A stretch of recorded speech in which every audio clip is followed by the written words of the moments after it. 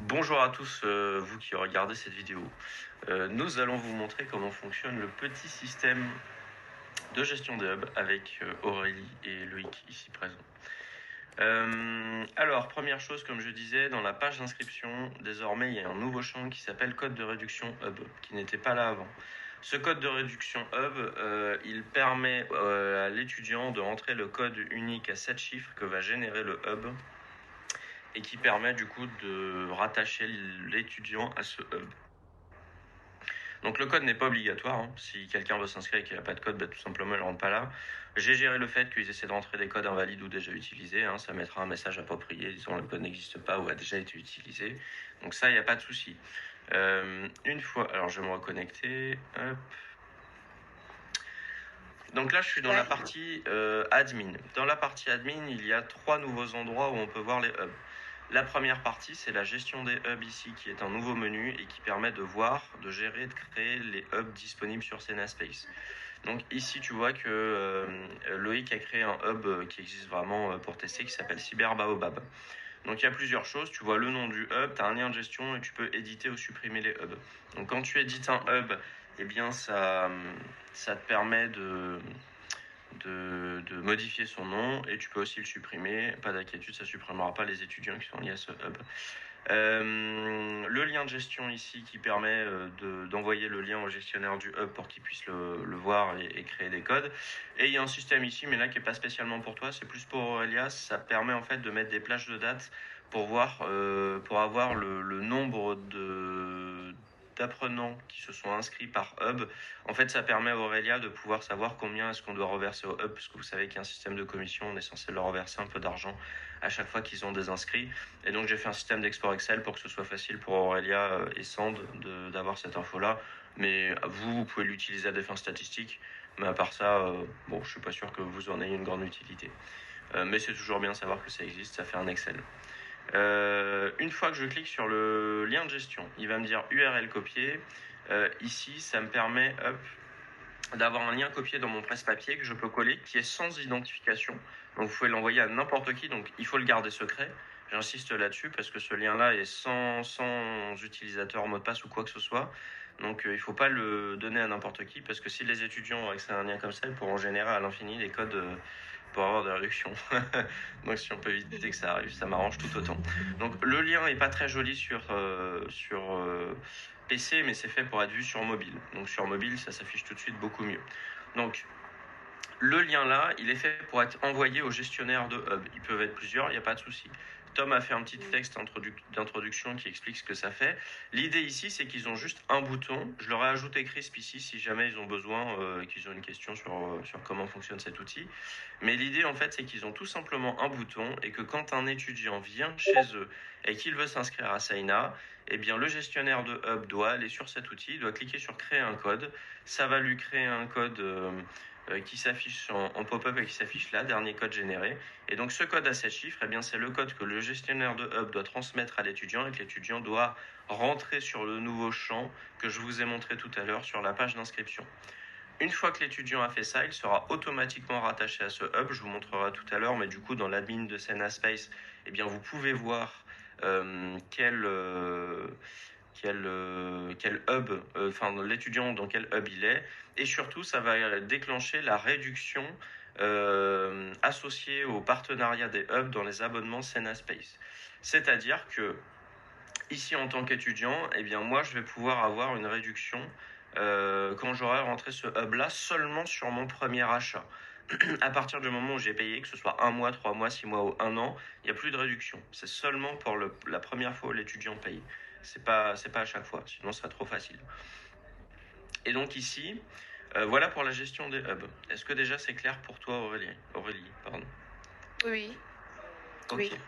Maintenant la deuxième partie, toi ça va pas trop te concerner mais je le montre quand même, ça va être la configuration des réductions accessibles aux étudiants.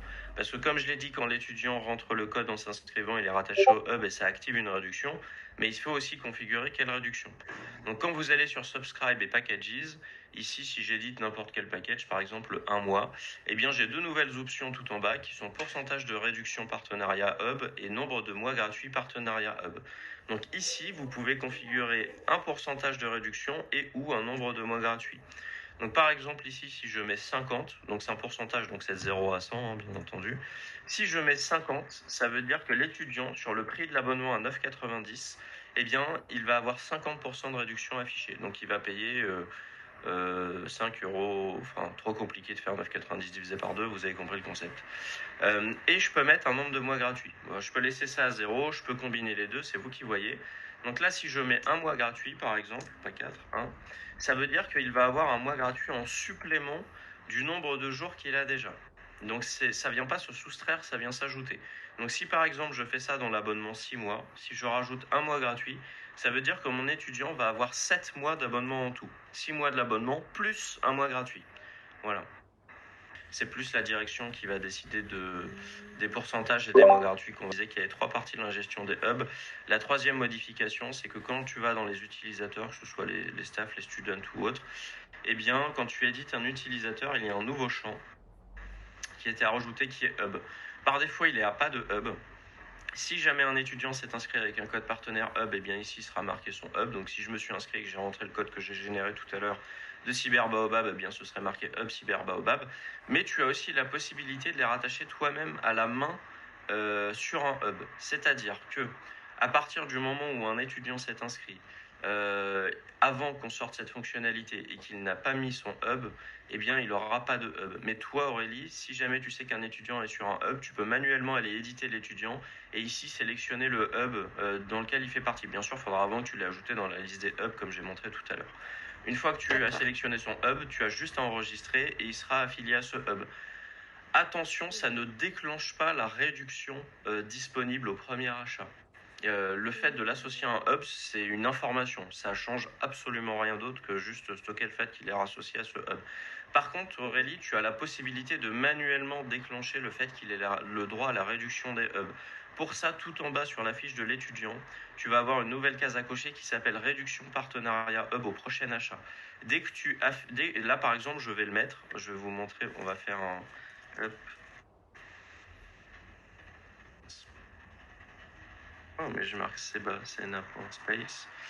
Slash, on va aller sur slash panel. Hop. Donc là, je vais dans. Là, vous voyez que mes abonnements ils sont à 9,90, 29,70, 59, 40, 118 machin. À partir du moment où, là, on va faire un test vite fait, je l'enlèverai potentiellement après. De toute façon, personne n'a de partenariat hub. Abonnement à un mois, ici par exemple, je vais mettre que j'ai 50% de réduction. Hop. Et sur l'abonnement 12 mois, je vais mettre que j'ai 2 mois gratuits. Tac. Maintenant ici, je vais prendre mon utilisateur. Je vais aller dans les utilisateurs, staff. Il faut que je me cherche, moi je suis là. Ça peut être aussi fait pour les staffs. Hein. Je vais mettre que j'ai la réduction partenariat hub au prochain achat, je valide. Et donc là, si je retourne ici et que j'actualise ma page, normalement, hop, voilà. Vous voyez que ici, c'est bien passé à 4,95 et ici, c'est bien marqué 2 mois gratuits en plus. Donc ici, j'aurai 14 mois en tout. Et donc là, si je coche mon 4,95 et que je fais confirmer et payer, et que je vais sur Stripe par exemple, eh bien le tarif affiché sera bien 4,95 et c'est bien précisé comme vous le voyez ici, puis 9,90 € par mois après que le coupon expire. Vous voyez que le coupon est bien 50% offert pour un mois. Voilà. Donc ça fonctionne avec tous les moyens de paiement, sachant que Mobile Money, comme c'est du manuel, hop, si je fais confirmer et payer, Orange Money, blablabla, tac.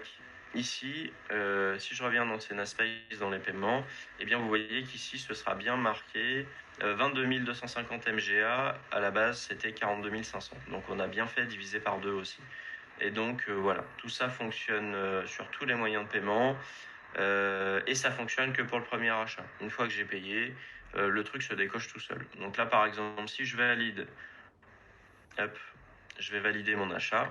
Et bien ici, si je retourne dans mon utilisateur, les Negrolo, et bien la case réduction partenariat hub au prochain achat, c'est décoché et j'ai plus cette réduction-là. Voilà. Mais en tout cas, si jamais il y a un souci Aurélie ou que par exemple, c'est quelqu'un qui s'est inscrit mais je sais pas, qui n'a pas compris le concept du code, etc., machin, eh ben, tu peux aussi déclencher cette réduction manuellement si besoin est. Je pense qu'après, il faudra définir un process à voir avec Loïc et Tom sur quand est-ce qu'on autorise manuellement à donner cette réduction, parce qu'il ne faut pas le donner non plus au premier étudiant qui vient se plaindre. Mais voilà, il faut savoir que c'est possible.